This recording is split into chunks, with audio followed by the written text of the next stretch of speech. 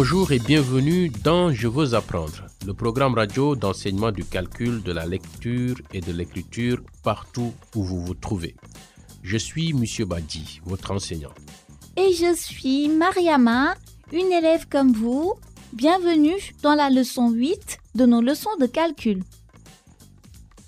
Comme des écoles dans notre région n'ont pas pu rester ouvertes, Mariama et moi-même sommes ici pour présenter des leçons de calcul aux classes de CM1 à la 6e. Les leçons de calcul sont diffusées tous les jours. Tous ceux qui ont des compétences de base en arithmétique peuvent participer. Cela signifie que vos amis, frères et sœurs et vos parents ou tuteurs peuvent participer. Tout à fait. D'ailleurs, j'encourage vivement les parents ou adultes à être présents pendant ces leçons qui ne durent que 15 à 20 minutes environ. Mes chers auditeurs, ne vous inquiétez pas si les adultes ne peuvent pas être là. Toutes nos leçons sont faites pour que les apprenants puissent les suivre tout seuls. Tout ce dont vous avez besoin, c'est l'envie d'apprendre. Il sera également utile d'avoir un cahier et de quoi écrire. Comme ça, vous pouvez prendre des notes, faire des exercices et conserver tout votre travail au même endroit. Mais si vous n'avez pas de quoi écrire, ne vous inquiétez pas. Vous pouvez quand même participer. Faites les exercices dans votre tête ou écrivez dans le sable avec un bâton ou même en l'air avec votre doigt. C'est exact, Mariama. Commençons par réviser ce que nous avons appris à la dernière leçon. Dans notre dernière leçon, on a compté en groupe. On a compté 2 à 2, 5 à 5, 10 à 10, 20 à 20 et 100 à 100. C'est ça. Vous avez compté par intervalle selon différents nombres. Compter par intervalle vous aide à voir que les nombres appartiennent à différents groupes. Tous les nombres du système de numération qu'on utilise appartiennent à des groupes. La place ou la position d'un chiffre nous indique à quel groupe le nombre appartient. Chaque groupe a une valeur 10 fois supérieure au groupe situé à sa droite. On a aussi appris que vous pouvez savoir quelle est la valeur d'un chiffre selon la place qu'il occupe. C'est ça. La valeur d'un chiffre dépend de sa place ou de sa position. Comprendre ça, c'est le premier pas pour comprendre la valeur de position. Dans la leçon d'aujourd'hui, on va continuer à apprendre des choses sur la valeur de position. Vous allez aussi apprendre comment écrire de simples équations. Mais d'abord, nous allons vous révéler le mot mystère d'hier. C'est un mot qui a 8 lettres et 4 syllabes. Il veut dire parler à des gens de quelque chose. Une phrase utilisant ce mot est une chose importante pour être prêt à faire face aux risques ou aux catastrophes et d'être prêt à la situation. Cela signifie savoir à qui vous devez parler afin d'obtenir de l'aide et rester en sécurité. Être prêt à décrire la situation et informer les autres de votre état si vous êtes bien ou êtes blessé. Vous devez aussi pouvoir expliquer où vous êtes ou votre localisation. Avez-vous trouvé la bonne réponse? Le mot mystère d'aujourd'hui est signaler. S-I-G-N-A-L-E-R.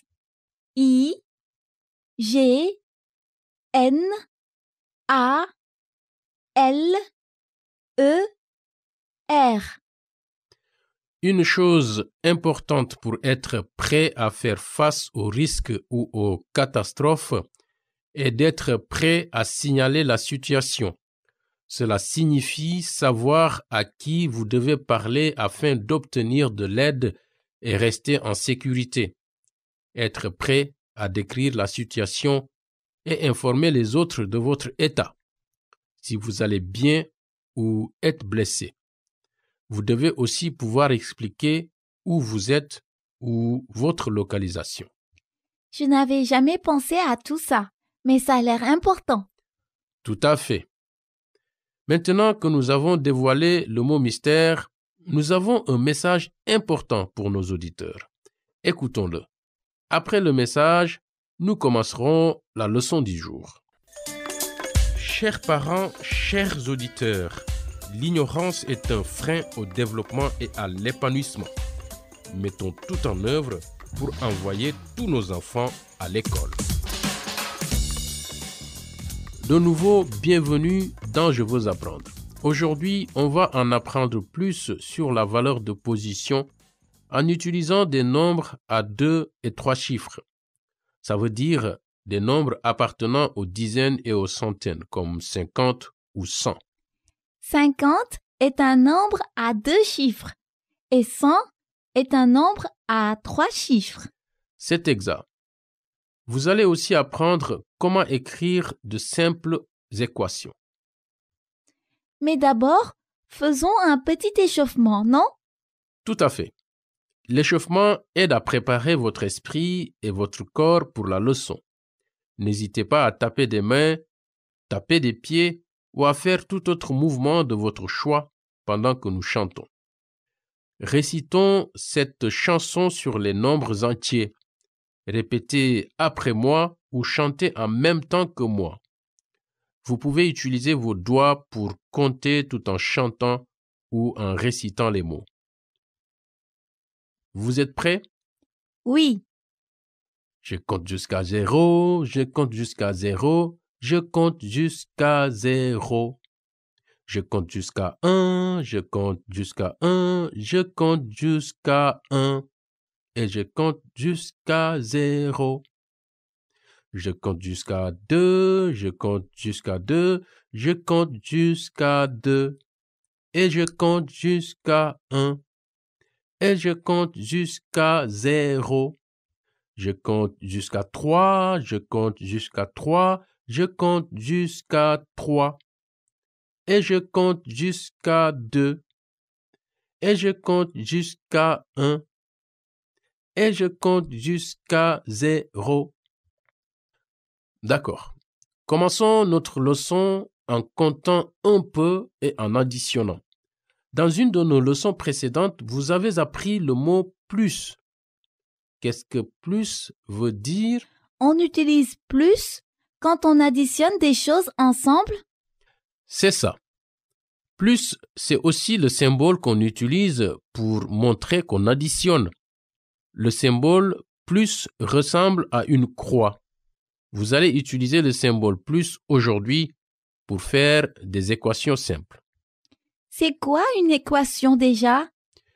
Une équation, c'est un énoncé mathématique dans lequel vous trouvez des solutions à des problèmes comme additionner ou soustraire. Quand on écrit des équations, on utilise des symboles. Un outil très important, c'est le symbole égal. Le symbole égal montre que vous écrivez une équation. Le symbole égal se compose de 2 petits traits. Un trait étant allongé à plat sur l'autre, mais sans le toucher. Un exemple d'équation est 1 plus 1 égale 2. La façon dont on écrit cette équation est le chiffre 1 suivi du symbole plus, suivi du chiffre 1, suivi du symbole égal, suivi du chiffre 2. D'accord. Prenez vos bâtons ou vos pierres ou tout autre petit objet que vous pouvez compter. En utilisant vos bâtons ou vos pierres, comment est-ce que vous allez montrer le problème 0 plus 1? Je ne pose aucune pierre, puis à côté de l'endroit vide, je pose une pierre. C'est exact. Vous ne posez aucun bâton ou pierre. Et à côté de l'endroit où il n'y a aucun bâton ou pierre, vous ajoutez un bâton ou une pierre. Additionner rien plus un bâton revient à dire 0 plus 1. Essayons maintenant quelque chose de plus difficile. Imaginez qu'un bâton ou une pierre représente en fait 100 bâtons ou pierres. Donc, je fais comme si une pierre est égale à 100? C'est ça. Pensez à une pierre comme un paquet de 100. Si une pierre est 100, à quoi sont égales 2 pierres? 2 pierres feraient 200? C'est exact. Si une pierre représente un paquet de 100, alors 2 pierres représentent un paquet de 200. Ok. Maintenant, je compte les nombres entiers avec vos objets. N'oubliez pas, chaque objet représente 100 dans cet exercice. D'accord, Monsieur Badji. Posez un bâton ou une pierre. Maintenant, ajoutez-en un. Est-ce que vos objets représentent 1 plus 1? Je ne pense pas. Je pense qu'ils sont égaux à 100 plus 100. C'est ça. Bon travail, Mariama. Les deux objets représentent 100 plus 100. Est-ce que tu peux me dire pourquoi ils représentent 100 plus 100 et pas 1 plus 1? Parce que vous nous avez dit tout à l'heure que chaque objet représente un paquet de 100. Tout à fait. Les deux objets que vous avez posés sont 100 plus 100, parce que dans ce cas, un bâton ou une pierre représente en fait 100. D'accord, Monsieur Badji. Je crois que je comprends. Bien. Maintenant, quel est le nombre total représenté par vos deux objets? 200? C'est ça. Votre total est 200. C'est parce que chaque objet représente 100. Vous avez deux objets. Donc, 100 plus 100 égale 200. Selon vous, à quoi ça ressemble si on l'écrit sous forme d'équation? C'est 100 plus 100 égale 200? C'est ça. Vous écrivez le nombre 100 sous forme de chiffre, suivi du symbole plus, suivi du nombre 100 sous forme de chiffre, suivi du symbole égal, suivi du nombre 200 sous forme de chiffre. Faisons maintenant un autre exercice. N'oubliez pas, chaque bâton ou pierre ou objet que vous utilisez représente 100. Cette fois, posez 3 de vos objets. Maintenant, ajoutez 4 objets supplémentaires. D'accord, Monsieur Badji. Dis-moi, quelle est l'équation ou l'énoncé mathématique qui représente les objets que tu as posés? Voici un indice. Est-ce que l'équation est 3 plus 4? Je ne crois pas, Monsieur Badji. Je pense que l'équation, c'est 300 plus 400. Excellent. C'est exact. Mais n'oubliez pas, pour que ce soit une équation, vous avez besoin du symbole égal. Donc, l'équation est 300 plus 400 égale quelque chose. Essayons de résoudre cette équation. Quel est le nombre total d'objets représentés par vos bâtons ou vos pierres? Je crois que c'est 700.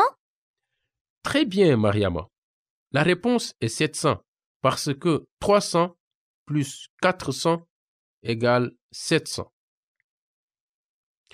Chantons maintenant une chanson sur la valeur de position et les nombres entiers. Vous pouvez répéter après moi ou chanter en même temps que moi. Utilisez vos doigts pour compter tout en chantant ou en récitant les mots. Et quand je dis les mots unité, dizaine ou centaine, tapez des mains.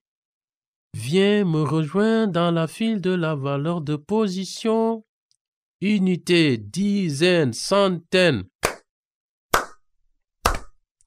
Unité, dizaine, centaine.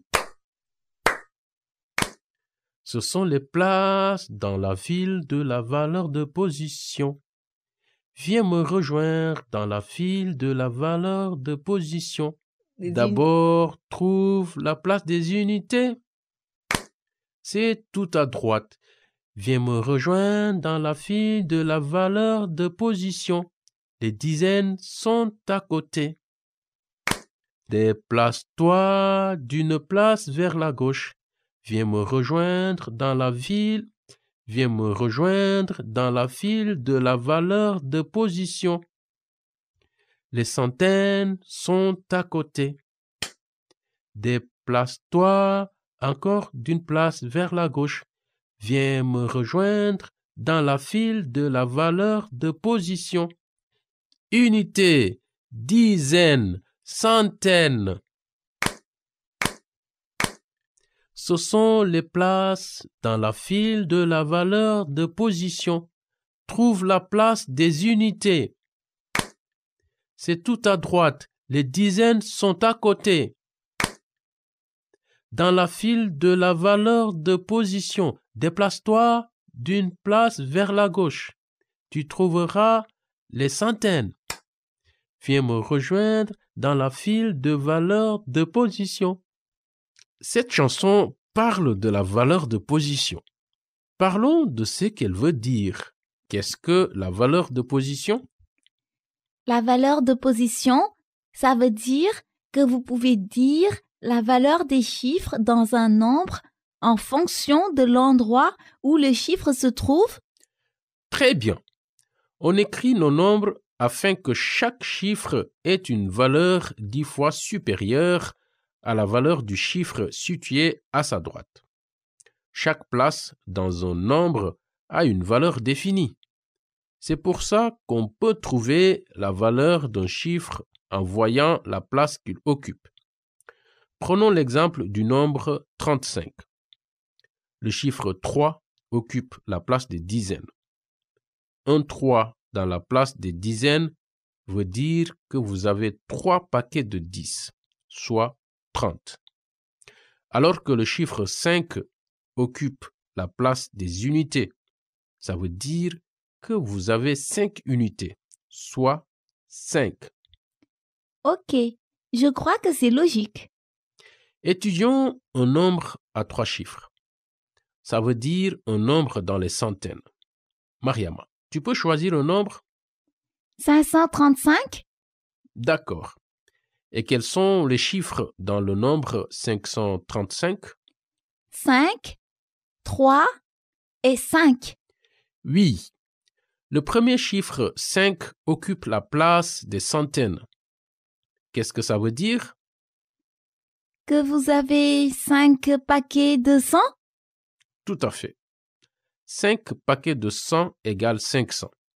Ensuite, on a le chiffre 3. Le 3 occupe la place des dizaines.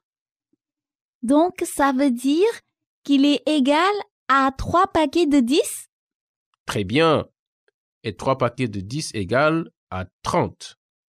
Enfin, on a 5 unités, ce qui est égal à 5.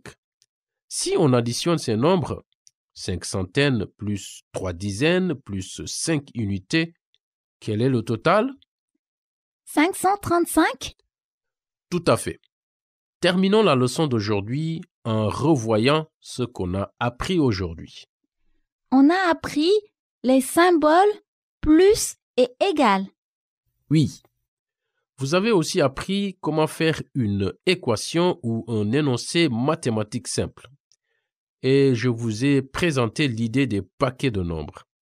Ça va vous aider dans notre prochaine leçon, où on va continuer à se concentrer sur la valeur de position.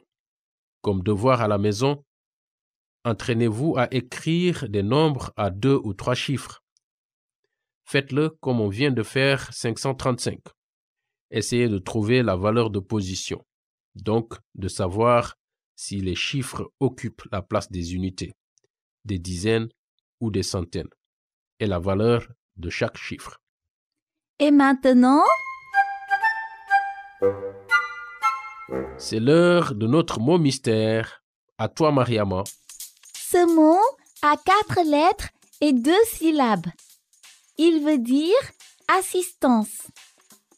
Une phrase utilisant le mot mystère est une chose importante pour être prêt à faire face aux risques et aux catastrophes et de savoir qui peut vous apporter si une catastrophe se produit.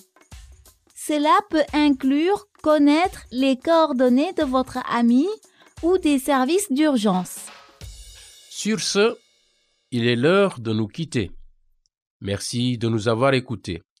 Nous espérons que vous vous joindrez de nouveau à nous pour notre prochaine leçon et pour avoir la réponse du mot mystère d'aujourd'hui. Au revoir.